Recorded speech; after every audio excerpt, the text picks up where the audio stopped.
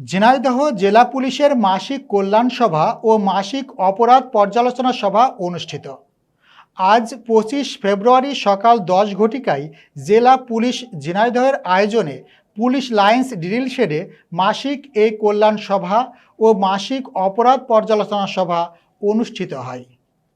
আমাদের special correspondent উজ্জ্বল রায় জানান, উক্ত কল্যাণ সভায় প্রধান অতিথি হিসেবে উপস্থিত ছিলেন জেলার পুলিশ সুপার মোহাম্মদ মাহফুজ আফজাল।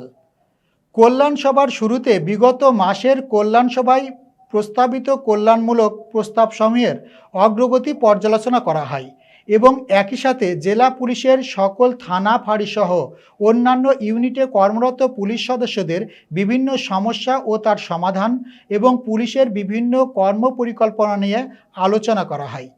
প্রধান অতিথি মহোদয় কল্যাণ সভায় উপস্থিত সকলের উদ্দেশ্যে বিভিন্ন দিক নির্দেশনামূলক বক্তব্য প্রদান করেন।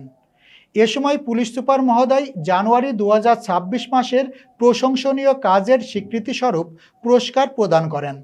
পরবর্তীতে ঝিনাইদহ জেলা থেকে সদ্য অবসরে যাওয়া 3 জন পুলিশ সদস্য ও 1 জন সিভিল স্টাফকে সম্মাননা ও শুভেচ্ছা জানান পুলিশ সুপার। কল্যাণ সভা শেষে ঝিনাইদহ পুলিশ সুপারের কার্যালয়ের সম্মেলন কক্ষে মাসিক অপরাধ পর্যালোচনা সভাও অনুষ্ঠিত হয়। অপরাধ পর্যালোচনা সভায় সভাপতিত্ব করেন ঝিনাইদহ জেলার পুলিশ সুপার মোহাম্মদ মাহফুজ আফজাল।